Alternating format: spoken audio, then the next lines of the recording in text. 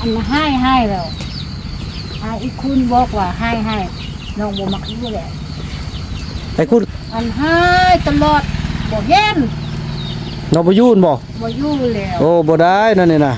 ไอ้ช้างให้พวกน้องได้ผู้ใดดีไอ้จะเอาอยู่ผู้ใดบ่ดีไอ้บ่ให้อยู่เนาะเว้าบ่ท้ายแล้วบ่เห็นแล้วบ่เห็นจักคนแหละอยู่แก่ก็บ่อยู่เทศก็บ่อยู่บ่ได้อยู่จักคนแหละไปหมดแหละบ่ไอ้บ่ให้เป็นแบบนั้นมาพากันนั่งนี่นั่งคอกินอยู่นี่ล่มกันเดี๋ยวหายอยู่กินนี้เด้อเนาะบ้านคือเก่าอยู่เนาะเข้ามาน่ะนึ่งก็นึ่งแล้วจะมาสิครับเบิ่งดูเลยอยู่นี่น้องมานั่งนี่อาจจะพากันลมอาจจะลมสู่ฝั่งพอเดี๋ยวนี้ไอ้ก็รับภารกิจดูแลพวกน้องเอาแท้เอาว่าแล้วมาเห็นพวกน้องผิดกันอันนี้ไอ้บ่ยักไอ้บ่มักเด้เด้อมานั่นนี่มานั่งนั่นนี่น้องนะเอามานั่งนะฮะเอาตั้งมานั่งร่วมกันเดี๋ยวเราจะถือกีตองกันร่วมกันไอ้คุณกับไอ้คนไทยเขามาเลยเรามู่กันของนี่กันลักนี่ติดคืนโอ้บ่ได้เนาะไอ้บ่ให้ยานเด้อไอ้อยู่นำไอ้เด้อบ่ต้องไอ้บ่ให้ยานอาจสิปกป้องทุกอย่างเด้อผู้ใดถือผู้ใดผิดอาจสิปกป้องเด้อไอ้คุณบ่ต้องขึ้นยังไรเด้อเพราะไอ้คุณเนี่ยเราเป็นห่วงเด้มานี่ดูมาล้มกันดูเป็นได้แท้ให้น้องคิดว่าเฮาเอาเข้ามาสร้างไอเอาน้องหันมาสร้างช่วยเข้าจังซี่ซะต่อไปนี่นะให้น้องเฮ็ดคันว่าน้องจะกินข้าวน้องเฮ็ดกินน้องผู้เดียวคันว่าน้องครับแบบนี้บ่ได้หั่นนะแล้วเขาจะอยากกินเขาจะมาซอกเฮ็ดเองฉะนั้นล่ะเฮ็ดกินผู้จะแค่จะกินข้าวแล้วเฮาบ่อยากเฮาบ่เฮ็ดเฮียกันนั่นแหละบัดนี้มูละยากมันน่ะมันบุลุงน่ะแล้วไอมาเห็นอันพฤติกรรมที่ว่าน้องห้องน้องโฮใส่เมื่อกี้นี่ไอฮับบ่ได้เด้อน้องคันเป็นไอก็ฮับบ่ได้เดี๋ยวนี้เห็นบ่ซาวคันน้องเป็นอันนี้ซาวลี่ล่ะสิลักนี่ได้ล่ะว่าน่ะจุผู้เฒ่าผู้แก่เขาสิเอาคนมาลักนี่แล้วน้องสิรับผิดชอบได้บ่คันเป็นมื้อนี้หั่นนะฉะนั้นแหละต่อไปให้น้องมีสติน้องบ่ต้องใจร้อนน้องบ่ต้องห้องบ่ต้องโฮใส่เขาแบบนี้บ่ต้องให้เด็ดขาดเขาสิเฮ็ดก็อย่าบ่เฮ็ดก็แต่ให้น้องบอกอ้ายพี่อ้ายบอกแล้วมีหยังก็อย่าให้บอกอ้ายน้องบ่ต้องเป็นผู้ที่ตัดสินอ้ายบอกเลยเด้อ้ายเคยเตือนน้องเทื่อนึงแล้วน้องสิมาตัดสินน้องสิให้สิจี้ซะเข้านี่บ่ได้เพราะพวกเขาเนี่ยก็สิเชื่อใจได้นะอ้ายมาอยู่เป็นปี2ปีสิเข้าปีที่3แล้วไอ้ฮู้ทุกอย่างฉะนั้นแหละน้องฮักก็มาอยู่จักกี่เดือนนึงฉะนั้นน้องจะมาตัดสินอันนี้แหละอ้ายจะสร้างคนมาเป็นตัวแทนของอ้ายนี่อ้ายต้องเบิ่งละเอียดคันว่าน้องเป็นวันนี้บ่ได้เลยอ้ายบอกความจริงมียังก็อย่าน้องขอบใจ FC ผู้มีน้ำใจแบ่งปันเหมือนฟ้าบันดาลให้สร้างรายการนี้มาช่วยเหลือคนทุกข์คนจนหรือคนด้อยกว่าด้วยแห่งศรัทธาบุญนำพาได้มาร่วมทาง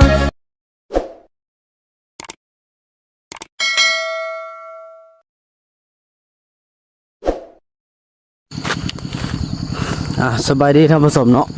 ตัวคลิปนี้ก็เป็นคลิปที่บ่าวนำจะได้ไปสำรวจเบิ่งบอลจัดการน้องปลากันเนาะพี่น้องขอบคุณการสนับสนุนและการช่วยเหลือของทางยาแม่เจียวอดเนาะเพิ่นช่วยจำนวน500เหรียญกันพี่น้องตอนนี้ก็ได้เอาทางในสร้างเนาะของรถเดี๋ยวมาสำรวจกดกาเบิ่งพี่น้อง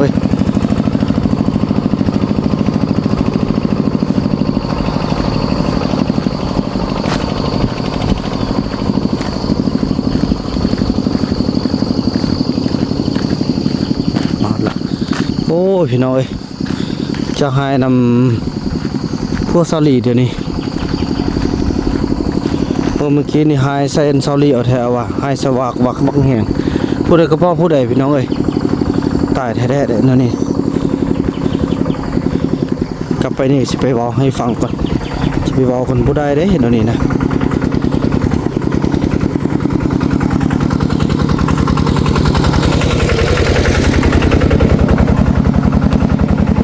แล้วเนาะไอ้บุญมีกำมานำพี่น้องถูกพี่น้องขึ้นเสี่ยงเอาแถวว่าเคยใหม่เนี่ยนับมือนั่นคือว่าเป็นนั่นเดี๋ยวนี้บ่แม่นนำทัวร์ซาลีกับฮู้แล้วว่าลาวนี่เป็น เว้าได้แล้วค่อยๆไปเนาะแล้วก็บ่ฟังความเด้แต่ไปใส่เสียงห้องจากพี่น้องเอ้ยปะโถบ่ได้เด้พี่น้องเอ้ยสิได้ปรับปรุงใหม่ไปกลับขึ้นไปนี่ก็สิได้ไปเว้าละเนาะตอนนี้มาฮอดกันละหมดดินหน้าที่ปองจะเฮ็ดแล้วก็น้องป่าเนาะพอทางยาแม่เพิ่นเล็งใส่น้องป่าก่อนพี่น้องจะให้ใจความเมื่อกี้นะน้องไปนี่เบานำจะไปเว้าเลยโอ้บ่ได้นั่นนี่นะเอาไปมานางลี่แล้วสิยานบ้านำก็ยังยานนะพี่น้องเอ้ยคันบ่แม่นบ้านำเป็นผู้ดูแลนี่บ้านำก็บ่อยู่คือกันแหละเป็นตายานขนาดเลยลองเบิ่งนำกันเนาะเฮ็ดกันมาสำรวจกันแล้ว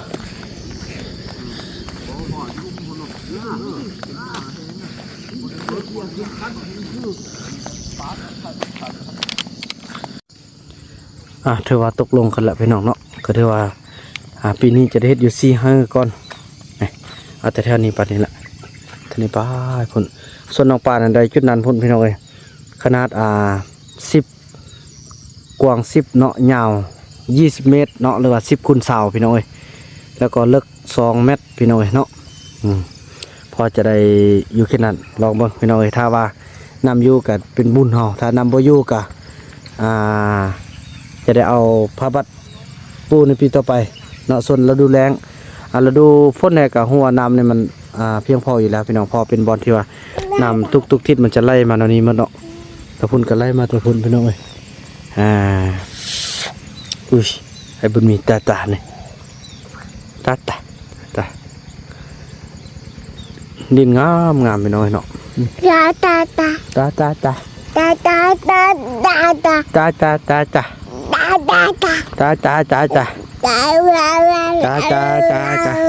เอาว้าวตาน่าไอ้กองนึงตาไอ้กองนึงรอดูตาเห็นบอกอุ้ยรถมอเตอร์ไซค์เท่านั้นแหละพี่น้อยเนาะต่อไปก็จะได้ไปอบรมทางน้องเคยโอ้พี่น้อยพฤติกรรมบอดีเนาะแสดงออกมาเห็นแล้วพี่น้องเขาจะเอาก่อนจะเอากันกันได้ล่มกันแล้วหมดแล้วพี่น้องเอ้ยบ่ให้มีพฤติกรรมแบบนี้บ่ให้มีพฤติกรรมแบบนี้แล้วกะหมาแบบนี้อีกแล้วพี่น้องเอ้ยเป้าหายขนาดพี่น้องบ่ทั้งบ่ใส่แบบผู้อันตรายฟักฟังบ่ได้แบบนี้เนาะจังซั่นแหละพี่น้องเอ้ยเนาะลมกันมาละพี่น้องเอ้ยวันนี้ก็จะมาเข้าเวียกลมทางเคยพ่อพี่น้องเป็นคนใจโก้ขนาดพี่น้องเอ้ย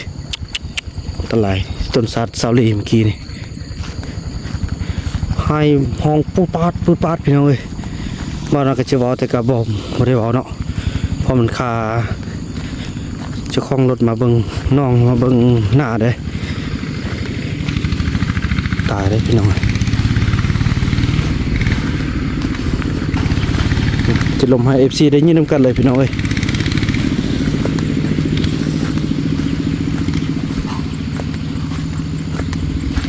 คนใจฮ้อนแต่คนใจฮ้อนลมกันสิเป็นแบบใดเลือดสิออกย้อนบ่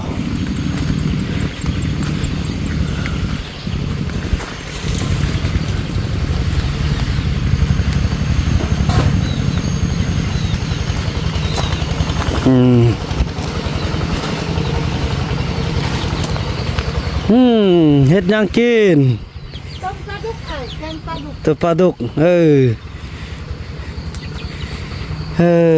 ถอะเป็นสัตว์อะไรคุณตัวปลาดุกเนี่ยจะได้พ่อให้เมื่อกี้บยันตีพ่อให้เมื่อกี้บยันตียานอ้อไอ้ยานหนึ่งธนากับเบิ้งเวียกช่วยกันเอาบ่ทานนั่นแหละบ่ทานนั่งลิ้นฮ้อนยำกินข้าวกับพากันแต่งกินเด้อเป็นสัตว์อันให้แล้วอีกคุณบอกว่าให้น้องบ่มักอยู่แหละไอ้คุณก็เห็นมันบ่เมื่อกี้น่ะเห็นคือกันเลยบ่ให้ล่ะบ่อันอะไรให้บ่เมื่อกี้น่ะมาให้แล้ว1กับเสาล่ะให้1กับเสา บอกกันบ่ต้องหายกันเด้อ หายละ น้องบ่เป็นหยังติน้องบ่ยานติบ่เป็นหยังตินั่นซาลีไอ้ถามความจริงน้องเลยยานบ่ ย่าไหน ยานเด้อ คือบักขน้อย เป็นผู้เดียวกันเลย เดียวกัน แล้วอยากให้ น้องนี่บ่ได้ให้ได้ที่ได้ยังแหละ เคยแล้วนี่ไอ้อยากล้มน้องนุ่งเสื้อไหมนุ่งเสื้อไอ้อยากล้มน้องไอ้เห็นพฤติกรรมเมื่อกี้นี่บ่ไปตาเอาเด้มาล้มกันมานุ่งเครื่องมาล้มกัน คือบักขน้อยให้ตีเตะหม้อ ไอ้ก็เห็นแล้วเมื่อกี้น่ะไอ้จึงจะมาล้มพวกน้องบ่อยากให้เกิดแบบนี้ตึมเนาะไอ้คุณเนาะบ่อยากให้หายเนาะอยู่นำกันเนาะ อยู่ตรงกัน ไอ้คุณก็ยืนนี่เห็นบ่เมื่อกี้นี่ พูดไปมันนี่ก็ อันให้ตลอดบ่เห็น น้องบ่อยู่นบ่ บ่อยู่แล้ว โอ้บ่ได้นั่นนี่น่ะไอ้สร้างให้พวกน้องได้ผู้ใดดีไอ้จะเอาอยู่ผู้ใดบ่ดีไอ้บ่ให้อยู่เนาะ เนี่ย ซอรี่คือกันซอรี่กับมันเฮ็ดเวียกได้เด้อแบบว่าลูกตื่นเช้ามาก็เบิ่งของอยู่ของกินนะผู้เฒ่าผู้แก่แล้วก็ขอกินสปักตัวเองแหละเนาะไปคุณไอ้คุณเป็นลุงได้ไปนั่งระบายไปไอ้จะล้มไปไอ้จะล้มเหมือนกันไปไอ้จะล้มบ่ได้นั่นนี่น่ะไอ้เฮ็ดไอ้ก็ขี้ยานนำไปนั่งกันบ่เป็นหยังไอ้จีล้มทุกอย่างให้มันเข้าใจซอรี่คือกันไปเอาปลาดุกให้พระอาจารย์เบิ่งมาอันนี้มาเบิ่งปลาดุกไว้เบิ่งปิงไว้มามื้อนี้เฮาได้ร่วมกันเพราะไอ้ได้เห็นพฤติกรรมมื้อนี้เลยบ่ได้อาจสิฝากพวกน้องดูแลกันผู้เดียวบ่ได้แบบนี้น่ะบ่แม่นว่าสิมาใช้อำนาจซะกันเด้อยู่นี่ต้องฟังความอ้ายได้ไอ้แต่ว่าแท้จริงอ้ายก็บ่อยากให้มันผิดกันเนาะบ่อยากให้ผิดกัน คืออ้ายก็บ่ได้ให้บ่ได้เว้าอันเว้าบ่ท้ายแล้วบ่เห็นแล้วบ่เห็นจักคนเลยอยู่แก่ก็บ่อยู่เทศก็บ่อยู่บ่ได้อยู่จักคนเลยไปหมดเลย บ่ให้เป็นแบบนั้นมาพากันนั่งนี่นั่งคอกินอยู่นี่ล่มกันเดี๋ยวหายดูกินนี้ เด้อเนาะ บ้านคือเก่าอยู่ เนาะ เข้ามาน่ะนึ่งก็นึ่งแล้วจะมาสิครับเบิ่งดูเลยอยู่นี่น้องมานั่งนี่อาจจะพากันลมอาจจะลมสู่ฝั่งพอเดี๋ยวนี้ไอ้ก็รับภารกิจดูแลพวกน้องเอาแท้เอาว่าแล้วมาเห็นพวกน้องผิดกันอันนี้ไอ้บ่ยักไอ้บ่มักเด้เด้อมานั่นนี่มานั่งนั่นนี่น้องนะเอามานั่งนะฮะเอาตั้งมานั่งร่วมกันเดี๋ยวเราจะทึกจิตองกันร่วมกัน บอกให้นั่งเสื้ออยู่นั่งหุ่นน้องนั่งหุ่น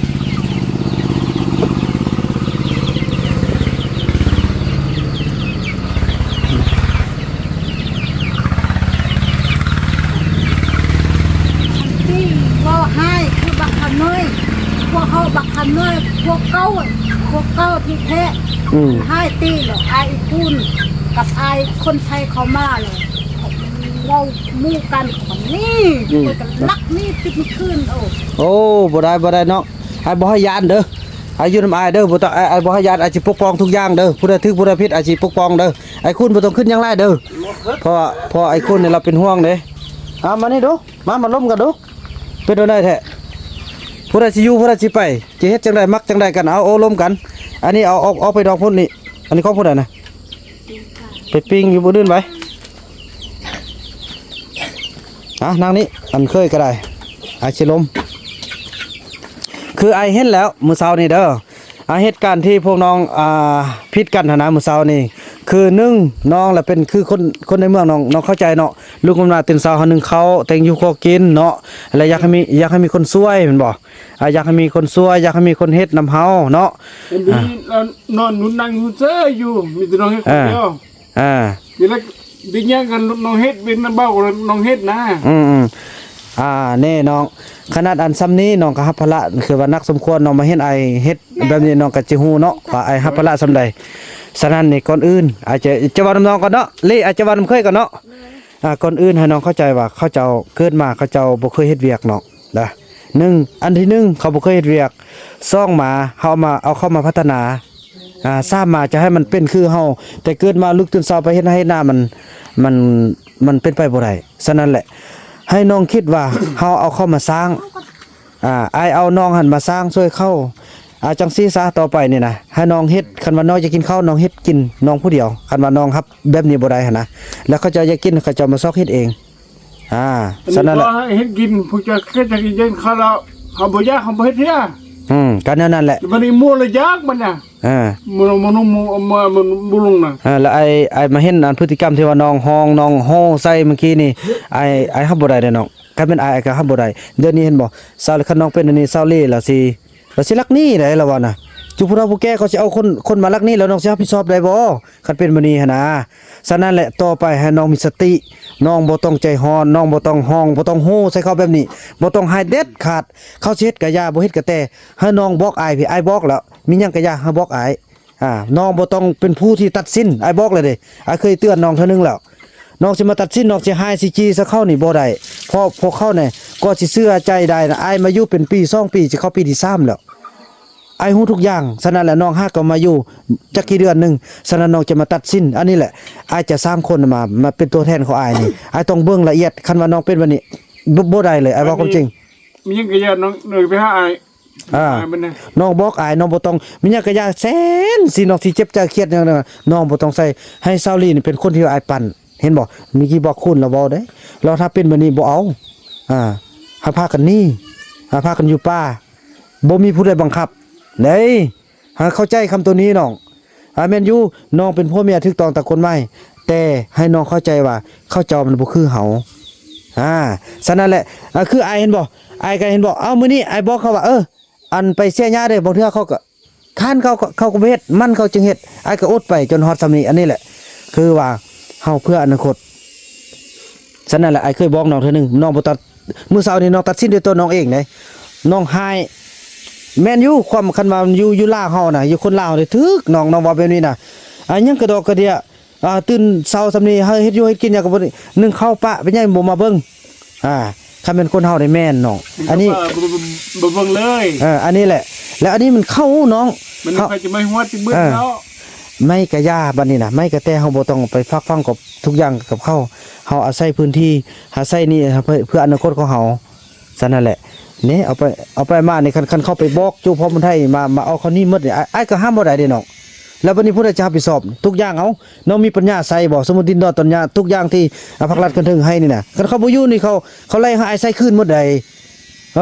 แล้วบัดนี้ไอ้อยู่มาน่ะก็เขาเจ้าก็บ่เคยเจอแบบนี้น้องมาอยู่น้องเฮ็ดให้เขานี่น้องรับผิดชอบได้อันนี้อะไรจะเอาวิดีโอบันทึกเป็นหลักฐานเพื่อเกิดยังมาอาจจะเอาตัวนี้ไปยังยืนกับคันถึงได้ฉะนั้นแหละน้องไอ้บอกแล้วมีหยังก็อย่าน้องบ่หายเข้าเด็ดขาดเมื่อกี้นี่ไอ้ได้ยินอาจจะว่าน้องก็กระเทินเขาจะมาเฮ็ดนาตอนนี้สิเจ้าจกนาสิมาเรื่องเฮ็ดนาไอ้ก็สิจุนั้นก็เดินทางมาแต่ไกลบัดนี้ไอ้ก็ต้องไปแก้เวียกตอนนั้นแล้วจึงกลับมาหาลมพวกน้องรีมีหยังก็อย่าน้องบ่ต้องยานเด้อคันว่าน้องบ่มักนั่นน่ะก็น้องบ่มักแหละน้องสิหนีสิคันว่ามีแบบนี้ยังอยู่เป็นแบบนี้นี่น้องบ่อยู่สิน้องบอกอ้ายคันว่าเป็นอันนี้คันคือไอ้เห็นมื้อเช้านี่ไอ้ก็บ่ห้ามน้องใดคือกันน้องใช้อำนาจของน้องโพดหายโพดเห็นบ่เบาคูณจนปิ้นค้างซะเด้เบาคูณคืออ้ายของเซาหลีคือเป็นผู้ที่สูงสุดของอันเซาหลีแล้วซะเป็นอ้ายเด้นอกจากนั้นก็พ่อแม่เขาต่อมาก็คืออ้ายคันว่าเขารวมตัวเขาตัดสินกันว่าแนวใดก็บ่ได้แล้วบ่ฟังแล้วอีหยังต่างนี่ไอ้ก็ห้ามยังบ่ได้น้องเพราะไอ้เอาแต่ความดีสนั่นสู้นั่นแหละลีคือกันบ่ต้องยานเด้อไอ้คุณคือกันเด้ออยู่นำไอ้บ่ต้องยานเด้อไอ้สร้างเฮือนเนี่ยผู้ละลังแล้วผู้ได้คันว่าสมมุติเคยนี่ไอ้บ่อันนี้ครั้งที่2แล้วครั้งที่3บ่มีอีกแล้วเด้ไอ้บ่ความจริงเด้อันนี้ครั้งที่2แล้วบ่ไอ้ก็ล้มลองนำบ่ครั้งที่3ไอ้จะบ่เอาเลยไอ้จะเอากันถึงมาล้มกันอย่างเดียวไอ้จะบ่เบาเด้เพราะไอ้จะบ่อยากผิดกับน้องพอน้องกลับมาสร้างมาซ่าแล้วน้องก็ดีแต่ว่าคันมันเกิดครั้งที่3แล้วไอ้จะคันเป็นแบบนี้แท้ไอ้บ่พร้อมน้องเด้ไอ้จะพร้อมเข้าพี่เพราะไอ้จะมาสร้างพวกเข้าเด้บ่เกิดน้องคันเฮ็ดอันนี้คือมื้อเช้านี่น้องหายโกป๊อดโธ่ขนาดอ้ายยังย่านน้องอ้ายย่านเด้ไอ้ก็ย่านอันนี้แหละไอ้จึงเคี้ยวว่ามันยังก็ย่าอดเอาเด้อเซาลีไอ้จะลมต่อไปเดี๋ยวนี้สิเฮ็ดหยังก็เฮ็ดเขาบ่เฮ็ดหยังก็แต่เด้อเพราะว่าน้องอยู่นี่น้องจะกินน้องคั่วกินเองน้องบ่ต้องเฮ็ดแบบเก่าก็ได้คันว่าเซาลีก็ควรเปลี่ยนแปลงแด้ คันว่าฮ้อนยามเขากินก็มาเบิ่งนํกันเฮ็ดให้มันได้กินนํกันคันว่าเฮ็ดหยังก็เฮ็ดคันว่าหลักๆแล้วหั่นแหละถ้าน้องเข้าใจว่าเขามันบ่คือเฮาเด้อเขาบ่คือเฮาแต่ว่าคันน้องใช้พฤติกรรมคือมื้อเช้านี้ไอ้เว้าแล้วเด้อันนี้ครั้งที่2เด้ครั้งที่3ไอ้จะบ่ได้เว้าอีกเด้คันว่าเกิดมีหยังปุ๊บนี่น้องต้องได้รับผิดชอบเด้คันว่าเขาบ่อยู่สิเขานี่อาจจะเขาจะคันถึงเขาจะมาเบิ่งว่าโอ้สาเหตุย้อนหยังย้อนบุญนำบ่ย้อนเคยบ่หรือว่าย้อนเข้าเองบ่อันใดจังซั่นแหละคันว่าน้องจะรับสถานการณ์นี้ใดน้องก็รับในตอนที่บ่เกิดหยังขึ้นถ้าน้องบ่รับสถานการณ์นี้ใดคันน้องอยากเมื่อหรือว่าอยากปะอีหยังต่างอ้ายก็สิแก้ไขให้น้องเพราะว่าน้องความรักมันอยู่นำกันมันบ่ต้องบังคับกันเด้เอาความจริงเด้บ่แม่นว่าเป็นครัวผัวเมียกันแล้วสิว้าวนั่นได้ก็มันได้เข้าใจเข้าบนบ่คือคนเฮาน้องเอ้ยเนาะไอ้ว่าสุดๆซำนี้แหละไอ้ครั้งที่2เลยครั้งที่3นั่นอาจจะบ่เว้าหยังอีกแล้วเด้ให้น้องคิดว่าน้องอยู่ได้บ่แบบนี้นะก็อยู่ถ้าอยู่บ่ได้น้องก็บอกอ้ายดีๆแล้วอ้ายก็สิไปนำเสนอเขาโอ้เดี๋ยวนี้เคยนี่เราอยู่บ่ได้เฮ็ดเวียกเฮ็ดงานก็บ่มีคนช่วยอีหยังต่างบ่มีคนนึงเข้านึงนำเว้ามันก็บ่คือคนเฮาแล้วฉะนั้นค่อยก็สิขอไปอยู่ทางค่อยไปตามวิถีชีวิตของค่อยอยากไปอยู่หยังต่างน้องก็ว่าไปไอ้ก็บ่ได้ห้ามว่าพวกน้องจะอยู่พวกน้องค่อยบ่อยากอยู่แล้วค่อยอยากปะแล้วค่อยอยากหนีแล้วแต่ว่าจังอ้ายนี่ห้ามเอากฎหมายมาห้ามไอ้ก็บ่ห้ามอีกให้จังซั่นแหละคันสิจังได้แล้วนี่แหละเฮาผิดกันก่อนบ่ให้มันฉะนั้นแหละให้น้องตึกต้องดีๆอายุนี้เขานำสปาอ้ายบ่ให้น้องออกทุกอย่างอ้ายบ่ให้น้องออกมีแต่เพียงอ้ายอยากให้น้องเอาเฮือให้งานน้องมาพัฒนาช่วยซื่อเห็นบ่เงินนี่ต่อไปนี่เงินการท่องเที่ยวนี่อ้ายสิขอกำเด้ออ้ายสิขอกำแล้วอ้ายสิจดบัญชีให้พวกน้องอ้ายสิป้าไว้พวกน้องบริหารบ่ได้แล้วนี่อ้ายเบิ่งละบ่ได้ละพวกน้องอยากได้หยังแล้วบอกแล้วจำนวนเงินเท่าใดเฮาบ่ฮู้นํกันอ้ายเบิ่งละบ่ได้ละตอนนี้นะมือก้อนหันก็ 500,000 เนาะแม่นบ่มามื้อที่1หันได้ 500,000แม่นบ่หรือว่า 500,000 หรือล้านนึงก็ 500,000เมื่อวานนี่ก็ล้านนึงล้านป้ายแล้วก็ล้านนึงเนาะบ่เป็นล้าน5แล้วแล้วน้องก็หักออกให้พอคิงเท่าใด200,000แม่นบ่แสดงว่ายังเหลืออยู่ล้าน3แม่นบ่เงินสดๆเด้เงินล้าน3แล้วน้องซื้อหยังแล้วน้องก็จดไว้ให้เพราะว่าเดี๋ยวนี้ไอ้มาเบิ่งแล้วการบริหารเวียกนี่มันสิบ่ได้แล้วนี่การทดสอบน้องยังบ่ผ่านแล้วน้องหรือว่าอาจสิขออนุญาตให้น้องผ่านไปต่อเติมนิดนึงก่อนไปต่อเติมก่อนซะนะเนาะเดี๋ยวนี้เงินยังเหลืออยู่ล้าน300,000เนาะเห็นบ่ล้าน500,000ล้าน300,000แล้วมาลบน้องสิซื้อปลาดุกเท่าใดน้องก็อาจสิให้น้องรายงานให้ฟังเป็นระยะใดเงินบ่แม่นว่าสิมาเท่าใดแล้วมันอาจสิบ่ฮู้ไอ้ฮู้เด้ไอ้ฮู้จำนวนอาจจะต้องว่ามื้อนี้เฮาไปซื้อก๊อกเนาะถือเท่าใดซื้ออันพันนั้นถือเท่าใดแล้วซื้อปลาดุกถือเท่าใดฉะนั้นแหละอาจจะบ่กำเงินนี่พ่อไอ้เข่งไปลูกมาบ้านมันว่านี่โอ้เน้อแน่แสดงว่าบ่ได้ซื้อเทื่อแสดงว่าเงินล้าน3,000ก็แสดงว่าจะได้ลบแต่ค่าอันเฮาซื้อก๊อกน้ำหั่นกับอันข้าวต้อหั่นอีหยังต่างอาสิจดเป็นบัญชีได้น้องบ่แม่นว่าอาสิเห็นอ้ายบ่ปากนี่อ้ายจดบัญชีไว้หมดเด้เป็นว่าอันเท่านั้นน่ะเท่าใดก็อันนี้แหละอ้ายก็สิจดบัญชีลบเพราะว่าหยังน้ำมูกน้ำมันทุกครั้งที่ว่าน้องออกไปนี่อ้า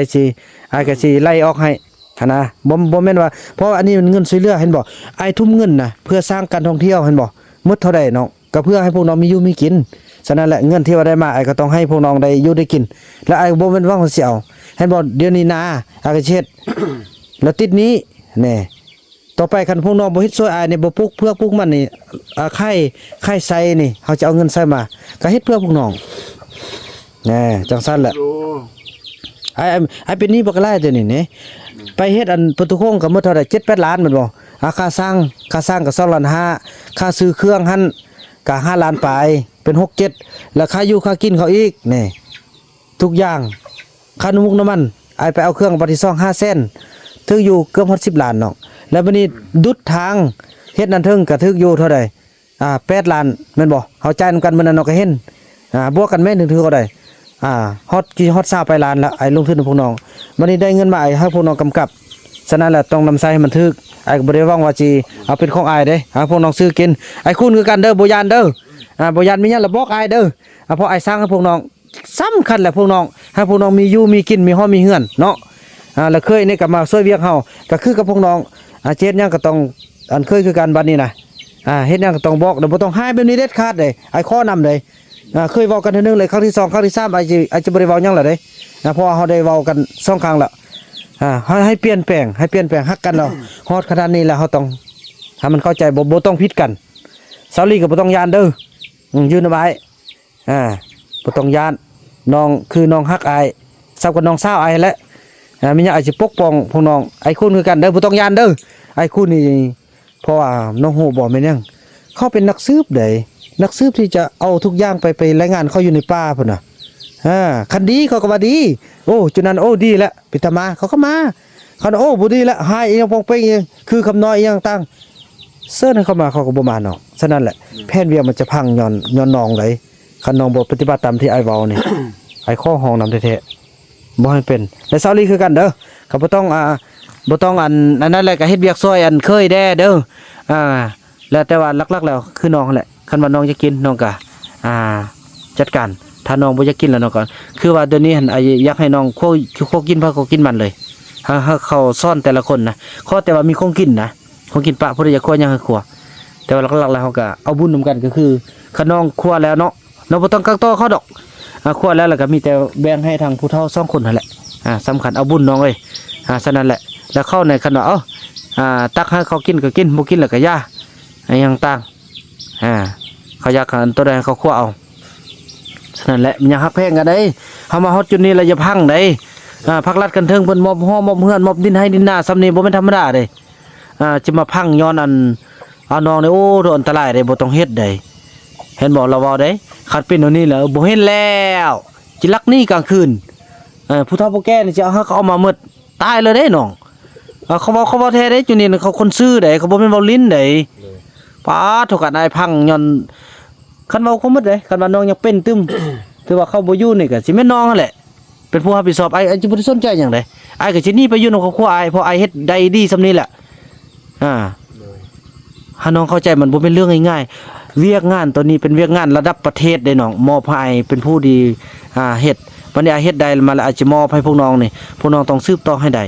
เห็นบ่ขนาดซำนี้ยังซำนี้แล้วบัดนี้ไอ้มีเฮือนไอ้สิหนีไปอยู่เฮือนนี่สิไปได้บัดนี้บ่ได้แล้วนี่ไอ้เบิ่งน้องนี่เพราะว่าก่อนอันสิแต่งงานไอ้เอ้ยน้องก็เคยบอกแหละเป็นคนใจกู้เป็นคนใจฮ้อนได้เฮ็ดหยังอย่ามักฟาดมักฟูดนี่อ้ายก็เคยล่มกับช่องหน้ากับพี่น้องแล้วบ่เทื่อที่1อันนั้นน่ะเทื่อที่2มาเฮาล่มกันหั่นเทื่อที่3เทื่อนี้อันนี้อันไอ้ข้อนำน้องก็ว่าสิเปลี่ยนสิแปลงมาไอ้เบิ่งมื้อนี้บ่ได้เลยนิสัยน้องบ่ได้อ้ายบ่เอาแต่คันแม่นอ้ายก็บ่เอากัน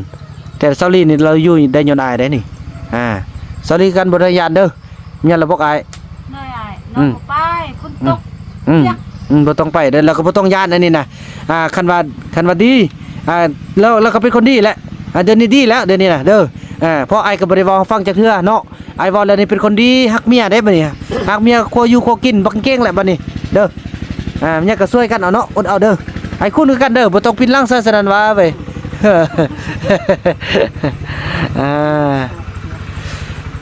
นั่นแหละบัดนี้หากระแพงกันนะจับมือกันได้จับมือกันจับมือกัน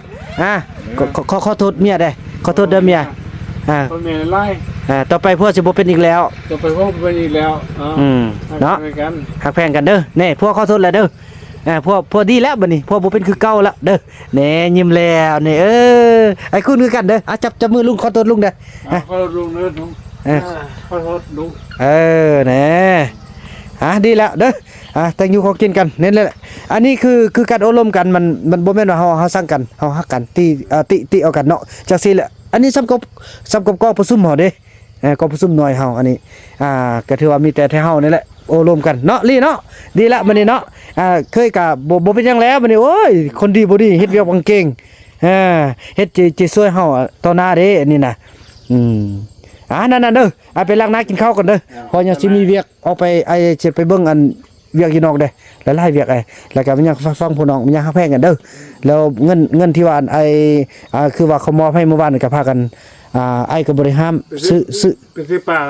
ซื้อรถเขาอยู่ของกินนี่อันเวียกงานของน้องสำคัญนี่น้องเป็นหัวหน้าครอบครัวนี่น้องต้องเบิ่งเดี๋ยวนี้มีเงินเนาะมีเงินแล้วน้องต้องเบิ่งว่าโอ้เดี๋ยวนี้ของกินเฮาขาดหยังแดขาด ป้านี่ซื้อเทื่อละประมาณ5โลก็ได้ละ5โลแล้วเนาะก็แบ่งไปทางพุ่นแดเท่านี้แดแล้วเอาไปคั่วกินเทื่อละ5โลบ่ทันเอาหลาย ฮัลโหลเฮาได้ 5โลก็โลละ50,0002,500,000แล้วแต่ละเทื่อน้องก็ออกไปน้องก็เติมน้ำมันสมมุติว่า50,000มันก็กุมได้หลายเทื่ออีกดอกมันบ่แม่นว่าสิไปเทื่อใดก็เทื่อละ10,000มันบ่แม่นดอกพอรถมันก็รถประหยัดเด้น้ำมันนี่อ้ายก็ยังมอบให้น้องอ้ายก็มอบให้พวกน้องขี่โอ้ยคันน้องซื้อเติม50,000นี่เป็นอาทิตย์น้องออกตลาดน่ะเที่ยวไปเที่ยวมาออกตลาดน่ะบ่หมดดอกฉะนั้นแหละฉะนั้นก็ฝากฟังน้ำน้องบ่ให้คาดได้ของกินน่ะเพราะอ้ายนี่จะเร่งบ่ให้คาดเงินนำพวกน้องเด้อเวียกงานอ้ายนี่1บ่ให้คาดเงิน2มาบ่ให้คาดเข้าเกลือเป็นนัวอ้ายบ่ให้คาดแล้ววันนี้ทุกอย่างนี่ของอยู่ของกินนี่อ้ายสิให้น้องบริหารก็คือว่าของกินคันว่าน้องมีของกินแล้วก็ต้องว่าอ้ายไปซื้อเนาะน้องสังเกตเบิ่งแล้วแหละมันบ่มีหยังแล้วไปตาซื้อเห็นบ่พักน้ำสปานี่อ้ายเอาเงินอ้ายออกซื้อหมดเด้อันที่ผ่านมานี่แล้ววันนี้เฮามีเงินจากอะไรได้การท่องเที่ยวแล้วก็ให้พวกน้องบริหารคันอ้ายบ่มีเงินแล้วเด้เงินหมดแล้วเด้ออ้ายก็สิมาเบิ่งมันซื้อรายจ่ายนี่เท่านี้เนาะหมดแท้แล้วอ้ายก็สิซอกคนคว้าทางใหม่จังซั่นแหละอ้ายบ่ให้พวกน้องคาดแต่ให้พวกน้องฮักกันเด้อเด้อไอ้คุณเด้อนั่นแหละอยู่นำลูกเด้ออันนี้น่ะบ่ยานนั่นแหละเนาะอยู่นำลูกเนาะพี่น้องเอ้ยเนาะแก้ไขกันไปโอ้เจ็บหัวเลยพี่น้องเอ้ยเจ็บน้ำหัวเลยสู้ๆเด้อแม่เด้ออย่าไปปะลูกเด้อแม่เด้อสู้ๆเด้อมันค่อยจับแก้มนะค่อยจับแก้มสู้ๆเด้อบ่ทายันนั่นแม่เด้อสู้ๆเด้อนี่แหละความเมตตาพี่น้องเอ้ยโอ้มีลูกเนาะมีลูกแมวเนาะลูกแมวเนาะจังนั้นเขาเอาของกินมาให้กินเด้อสู้ๆยืนนำลูกแม่เอ้ยสู้ๆในเมื่อวานเขาก็เงินเขามอบให้เมื่อวานนี่เขาจะเอาตลาดแล้วบอกลูกจะพาขี่รถไปเด้อเมื่อวานนี่เขาจะก็มอบเงินให้200,000บอกพี่น้องเอ้ยให้แม่ทัพแพทย์คันอยากได้หยังเราบอกลูกพาเอาไปซื้อเด้อนี่พี่น้องเอ้ยถือว่านั้นแหละพี่น้องเนาะถือว่าคลิปนี้บ่าวบ่นำขออนุญาตจบคลิปกันสำนี้ก่อนพี่น้องเอ้ยผิดพลาดประการใดขอโทษขออภัยเนาะคลิปนี้บ่าวบ่นำขออนุญาตกล่าวคำว่าสบายดี